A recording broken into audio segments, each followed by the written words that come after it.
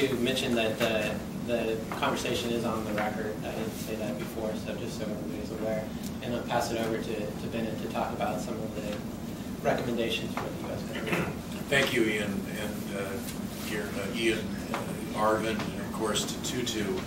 I'm delighted that there's such broad participation in this event this morning, including by representatives of the major oil companies who dominate oil production in Equatorial Guinea. I really want to congratulate Human Rights Watch in particular for its timely and very, very substantive report, which is the frame, along with Tutu Alacante's own experience and expertise, for the recommendations that I'm going to present on behalf of EG Justice.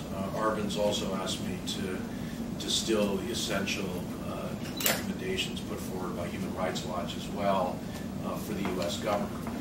Before I lay out the recommendations, I want to emphasize why it is so critical now for the U.S. government to take a fresh look and a fresh approach at Equatorial Guinea. And I would say that there are three factors in particular that should drive a new American policy towards Equatorial Guinea. The first of these factors is the growth over the last decade in oil production from Equatorial Guinea, and the fact that oil production dominates the entire economy of the country, and that in particular that it's U.S. companies who dominate that production. So the United States has I think not only an economic interest, but a particular responsibility, given the preponderance of American companies in the country, to take a more assertive role in addressing the key issues. The second factor, I think, that should drive a new approach is the pattern, the continuing, persistent, and even deepening pattern of both human rights abuses and corruption that are so amply documented in this comprehensive new report by Human Rights Watch. The report is so telling in its detail on how the oil resources have served to entrench further the corruption, poverty, and repression that have long characterized Equatorial Guinea.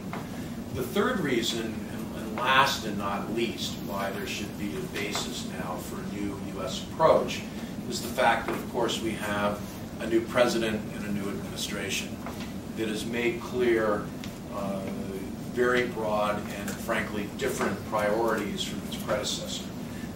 And while there were some positive initiatives from the previous administration, indeed some positive rhetoric, particularly around kleptocracy, the fact is that there was not a sharp, successful focus on attacking the corruption problems and the underlying human rights and rule of law and governance problems in Equatorial Guinea.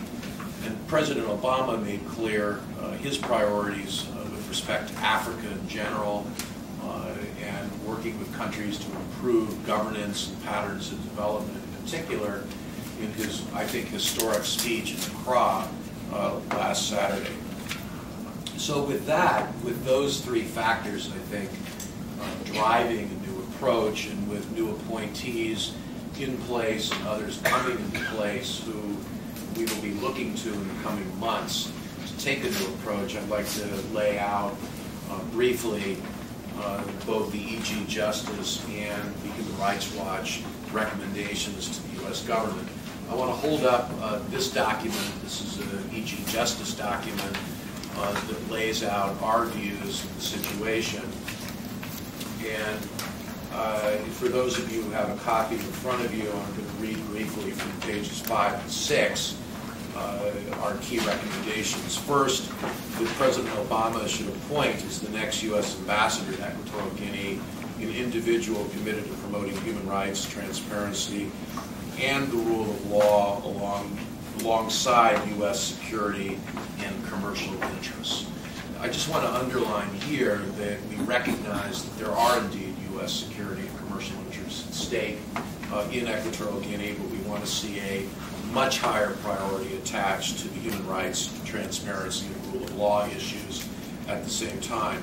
Second, the Obama administration should establish a fund of $1 million to be housed at the U.S. Embassy to be used to encourage and support civil society participation in critical areas related to human rights, transparency, and the rule of law, including the participation of independent, legitimate civil society in the implementation of EITI, the Extractive Industries Transparency Initiative.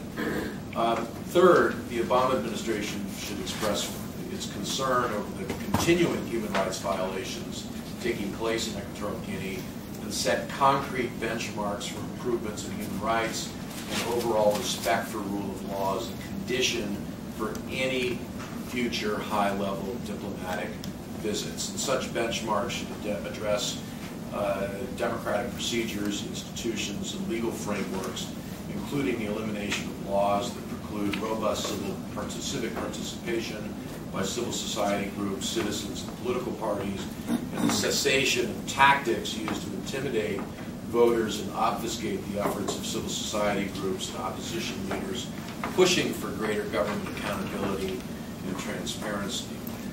Next, the Obama administration should strongly support legitimate civil society participation in the EITI process to assist both medium-term validation and long-term improvement of revenue management, along with overall governance and development. And let me just underline the current timely importance of the EITI in connection with U.S. policy in Equatorial Guinea. Equatorial Guinea is currently a candidate government participating in the EITI process, which most fundamentally asks companies operating in participating countries to publish their revenue payments to host country governments, and in turn asks those host country governments to publish in return the revenue payments that they're receiving. And the whole essence of the validation process is to demonstrate not only transparency but consistency between payments made and payments received, and congruence between what's published on both sides. And there's been some progress in implementing EITI on a technical basis over the last year in Equatorial Guinea. That is to be acknowledged. But our particular concern is what we continue to believe is still a lack of legitimate civil society participation in the process, which is clearly set forth as one of the key criteria required for validation of a country's implementation of EITI. We just don't believe, and I think that the Human Rights Watch report documents this, that there is independent, legitimate civil society, and we want to see the U.S. government take active diplomatic steps, as well as through assistance, to open up space for legitimate, capable, credible civil society to emerge in general, but in particular now to participate in the EITI process.